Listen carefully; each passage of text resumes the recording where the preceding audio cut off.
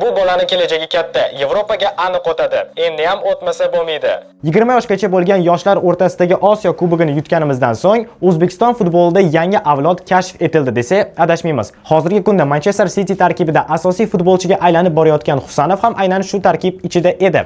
Lekin ko'pchilikka aynan o'yin uslubi jihatdan yoqqan futbolchi bu Abbosbek Fayzullayev bo'ldi. Terma jamoa safida so'nggi o'yinlardan keyin uni aniq top klub olishi kerak degan fikrda ko'pchilik muxlislar. Lekin o'zi Abbos qayerga o'tgani ma'qul? Bugun biz Fayzullayev qaysi jamoaga o'tgani ma'qul? Shuni birga tahlil qilamiz. Qaysi jamoaga o'tsa asosiy futbolchi, qaysi jamoaga o'tsa balki zaxira futbolchisiga aylanib qolishi mumkin. Shularni ko'rib chiqamiz. Demak, Shuhrat, Setanta Sports O'zbekiston kanali, like bosib, obuna bo'lib qo'ying. Tayyor bo'lsanglar, boshladik. O'yin uslubi va statistika. Fayzullayev texnikasi kuchli va ijodkor hujumkor yarim himoyachi. U chap o'ng qanotda ham, hujum ortida ham o'ynay oladi. Maydonni yaxshi ko'radi, dribling va paslari aniq. Bu mavsum CSKA safida 20 ta o'yinda maydonga tushib, 2 ta gol va 3 ta golli uzatma berdi. O'zbekiston terma jamoasi safida esa so'nggi saralash o'yinlarida 4 ta gol urishga ulgurdi. Aniq paslar foizi 82% atrofida. O'rtacha bahosi har bir o'yinda 7.1. Foodmob ma'lumotlariga ko'ra. Solishtiradigan bo'lsak, SNG davlatlari orasida menimcha eng to'g'ri variant PSG vingeri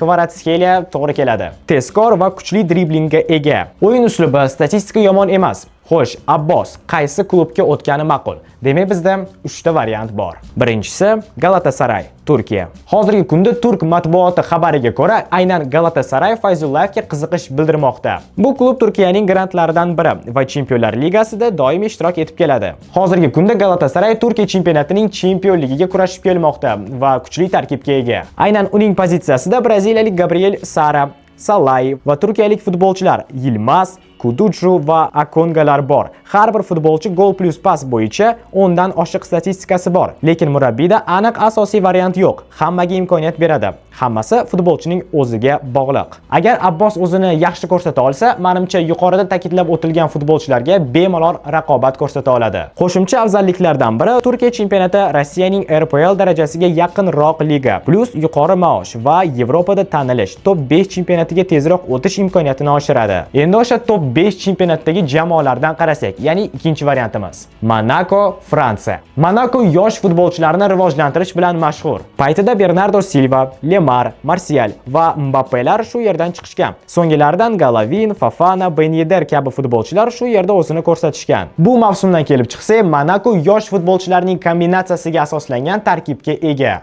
Fayzullayev Galavin bilan birga o'ynashi yoki chap qanotda o'tishi mumkin va shunda Minamino o'ng qanotga o'tadi. Monacodan hozircha rasmiy taklif yo'q, lekin bir necha oy oldin jamoa kuzatuvida degan xabarlar tarqalgan edi. Jamoa hozir 2-o'rinda va mavsumda Chempionlar Ligasi o'rnida yakunlashga yaqin. Shunday bo'lsa, bu juda qiziq transfer bo'ladi. Agar shunchaki qiziqish tarafdan qarasak, unda o'tgan yoz skautlarni yuborgan Grand jamoani ham bir ko'rib chiqish kerak. Bavariya, Germaniya. Bavariya klubi katta nomga ega, lekin u yerga borish oson emas. Jamoa Bundesliga chempionligi uchun kurashadi, ammo so'nggi yillarda raqobat kuchaygan. Uning pozitsiyasida Leroy Sané, Gnabry, Musiala va hatto Koman bor. Sané bu mavsumda 25 ta o'yinda 9 ta gol va 4 ta assist qayd etdi. Olise esa super formada, 8 ta gol, 9 ta assist. Gnabry, Komanlar ancha o'z formasidan chiqib ketgan bo'lishsa-da, ularga ishonch ko'proq, chunki ularda tajriba ham kattaroq. Musiala esa yosh bo'lishiga qaramay, allaqachon jamoaning asosiy futbolchisiga aylangan. Joriy mavsumda 17 ta gol va 7 ta assist. Faqat klub safida. Yetmaganiga Bavariya yozda Bayer Leverkusendan Florian Wirtzni olib kelmoqchi. Agar bu transfer ro'y bersa, ehtimol Fayzullayev transferi o'xshamaydi